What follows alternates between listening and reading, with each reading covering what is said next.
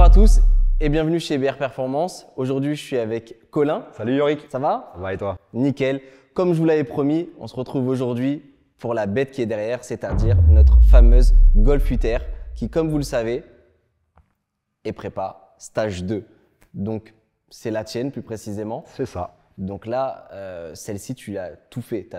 Toutes les étapes ont été validées. Tout à fait. On a commencé par le stage 1 de base, sans boîte de vitesse au 98. On est passé par l'étape boîte de vitesse. Ensuite, on a migré au 85 pour valider toute la partie éthanol. Et puis, plus tard, bien plus tard, une fois que tout ça a été validé, on a commencé à monter quelques pièces et voir si tout allait bien. Et aujourd'hui, on en est là. D'accord. Et celle-ci, du coup, grosso modo, ça fait combien de temps que tu as commencé à travailler sur le développement du software? Les premiers fichiers qu'on a fait, c'était en avril 2022. D'accord, ok. Ouais, donc ça fait déjà un petit moment Voilà, que vous êtes tout à fait. dessus, quoi. Bah, en fait, on part du principe qu'une carto, elle ne se fait pas en 2 heures, elle ne se fait pas en 2 jours. Donc, on a pour objectif de valider toutes les cartos qu'on vend. Donc, voilà, on a fait la voiture, je l'ai reçue, elle avait 800 km. Aujourd'hui, elle en a 23 000. D'accord. Voilà. Donc, depuis 23 000, en fait, il y a du développement qui est fait dessus. Tout à fait. Ok. Et donc on a là, vu des vertes et des pas mûres. Ok, donc là, aujourd'hui, stage 2. C'est ça. Bon, celle-ci, la particularité, c'est qu'en plus, elle tourne maintenant à l'éthanol, donc Tout elle à a fait. un capteur flex dessus. Tout à fait, donc ça, c'est un équipement qu'on est en train de mettre au point. Donc BR Performance, on propose déjà ce type de prestation sur les anciennes générations de 888 génération 3, donc c'est le code moteur. Donc tout ce qui est 7R, Leon Cupra 5F, Skoda Octavia VRS, voilà, ainsi de suite. Et donc on avait pour vocation de proposer le même type de produit sur la 8R. C'est plus compliqué sur la 8R parce qu'on a toute une surcouche de programmes à construire de A à Z, mais voilà, on est en bonne voie. Aujourd'hui, le capteur il est fonctionnel, on est super content des résultats. Il faut qu'on valide et il faut qu'on… Parce qu'on là, on va le voir, mais du coup, celle-ci est donc équipée du capteur. On vous le montrera dès qu'on va passer sur les spécifications un peu moteur. Bon, le stage 2, du coup, peut être commercialisé, mais la partie flex, pour l'instant, est encore en étude, même si elle est fonctionnelle déjà depuis un petit bout de temps. Hein, déjà oui, tout à fait. Le capteur, ça fait déjà un mois qu'il est fonctionnel, validé. Donc maintenant, il nous faut des kilomètres pour valider que tout fonctionne, qu'on n'a aucun problème de hardware. Vu qu'on touche à la partie fueling, c'est-à-dire tout ce qui est durite de carburant, on a des raccords qui sont ajoutés pour adjoindre le capteur. On doit valider qu'on n'a pas de fuite, on doit valider qu'on n'a aucun risque pour les clients. Tout va bien. Ouais. D'accord, donc pour l'instant, en tout cas, cette étape-là, la partie Flex Fuel, elle sera encore en développement. Mais pour le stage 2, il est bel et bien présent. Et là, on va vous montrer ce qui se passe sous le capot.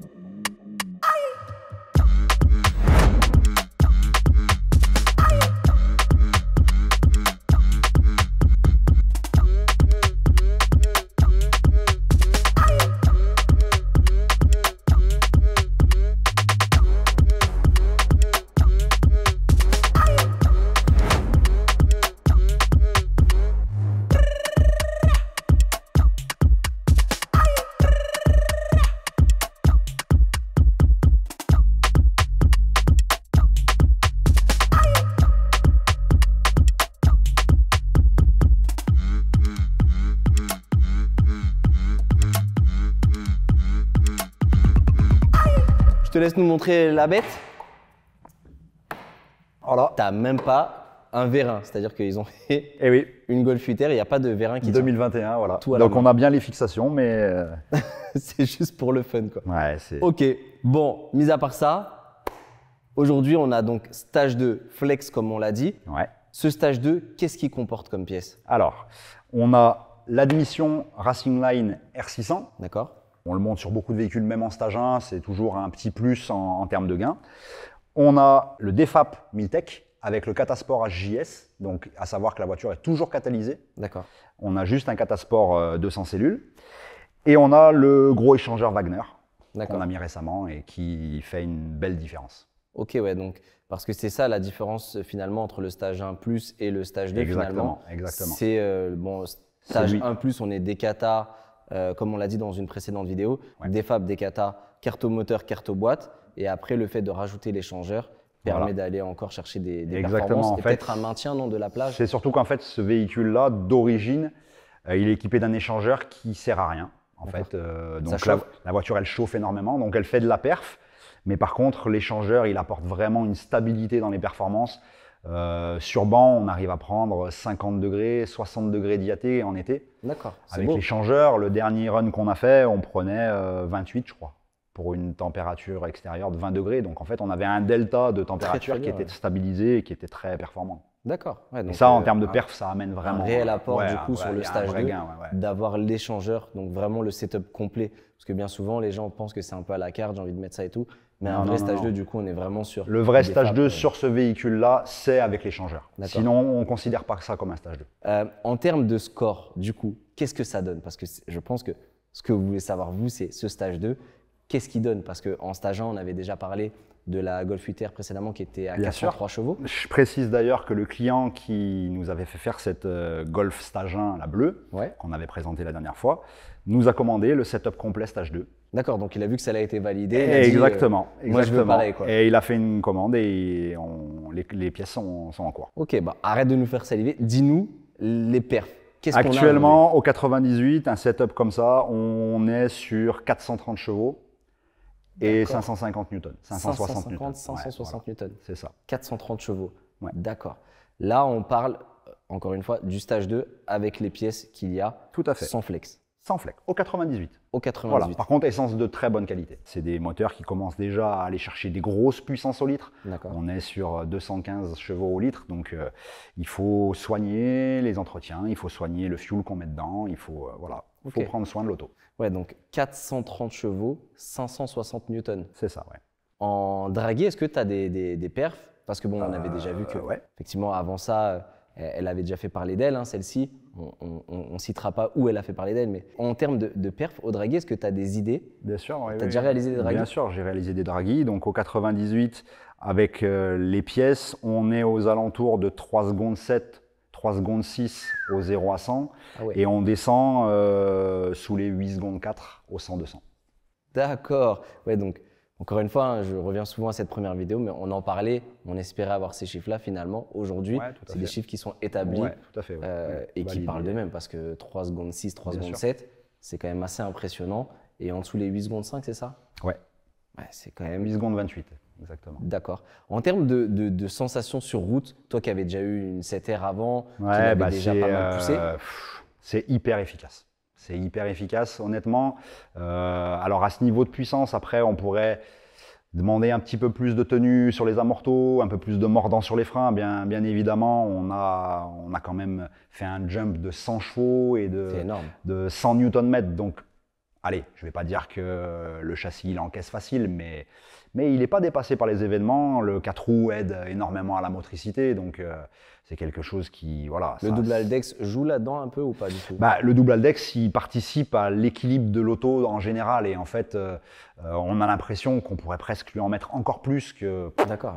Voilà, le travail qu'ils ont fait sur les suspensions, le pilotage des amortos, c'est des amortisseurs qui sont pilotés dessus. Ils sont hyper efficaces. Voilà, le seul petit bémol que je pourrais trouver à l'auto à l'heure actuelle, c'est les freins. Voilà, les freins qui, à mon avis, en usage vraiment intensif, vont montrer vite des limites. Mais bon, c'est des freins de série, après, c'est normal. Déjà, là, c'est assez exceptionnel parce que 430 chevaux en stage 2, 560 newtons. Enfin, je ne sais pas si vous vous rendez compte, mais on a quand même des perfs qui sont assez exceptionnels par rapport aux générations. Et puis alors, à rouler, par rapport à l'origine, on sent tout de suite le couple, surtout. Parce qu'autant, c'est vrai qu'on sent que la voiture, elle a de la rage en haut, mais en bas, avec les 4 roues, ça colle dans le siège. Franchement, c'est très agréable à rouler. Je reviens sur un point que tout le monde se pose parce que forcément, on en avait déjà parlé, mais au niveau de la sonorité, est-ce que de passer sur un défab des Kata, c'est plus le même. Enfin, dans Kata 200 cellules, est-ce que ça a changé quelque chose? C'est plus la même voiture. C'est vrai? C'est plus la même voiture. Alors celle-ci, elle est équipée de l'option Akrapovic. Donc D'accord. elle a le 4 bac à Krapovic. Il n'y a plus d'intermédiaire sur le 4-back à Krapovic. Non, c'est ça? c'est une grosse gamelle en titane qui est, voilà, qui est toute beauté. Et avec le DFAP, en clapet fermé, parce qu'il y a deux positions, il y a les clapets fermés et clapets ouverts. En clapet fermé, c'est totalement roulable. Moi, je la roule sur l'autoroute, franchement. De toute façon, ça, c'est la voiture que tu super. utilises tout Ouais, le temps. tout à fait, tout à Parce qu'elle fait. est en J'emmène mes développement, filles mais c'est avec. celle que tu utilises toi au Exactement. quotidien. Et aucun problème, on peut rouler au quotidien. Par contre, c'est vrai que quand on passe en mode flap ouvert, ça craque. Ça craque vraiment. Ouais, ça a vraiment un son démoniaque. enfin voilà, c'est ce que les gens lui reprochaient et je pense que pour trouver ce petit côté voilà, fun, grisant, c'est la pièce qu'il faut mettre, c'est clair. D'accord, ok.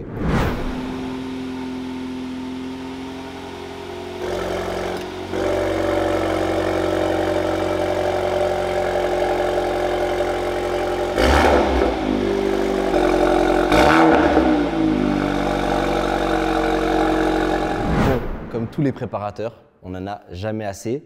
Est-ce qu'il y a, est-ce qu'il y a une évolution inavouée que tu aurais envie de faire prochainement sur ce véhicule-là? Ouais, tout à fait. Alors à l'heure actuelle, le plus gros problème de ce véhicule quand on roule au super éthanol, ça va être le circuit de carburant.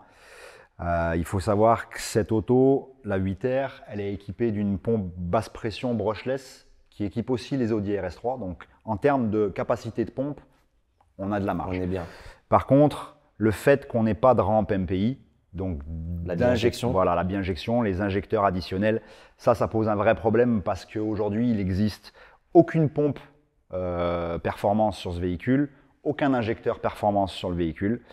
Donc, ce qui est en cours, j'ai déjà commandé toutes les pièces, c'est une rampe de MPI, 4 injecteurs déjà commandé, câblés à l'écu d'origine et on va activer ça pour, voilà, mon but c'est d'avoir de la capacité de fuel pour pouvoir aller chercher les limites du turbo. Au jour d'aujourd'hui, j'ose pas aller trop loin parce qu'en fait, au niveau du fuel, on est trop limite.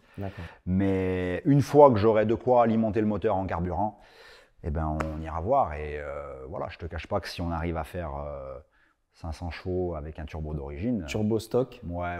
Turbo d'origine, 500 chevaux. C'est le pari que Colin est en train de prendre.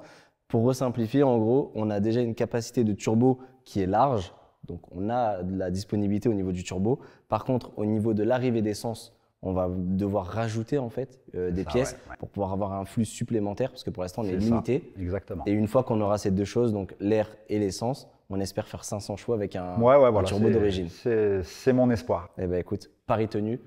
Merci à toi, Colin, pour toutes Au ces plaisir. informations. Ciao. Vous, si vous avez aimé la vidéo, vous le savez, petit like, un commentaire, on s'abonne à la chaîne et puis abonnez-vous à tous nos réseaux.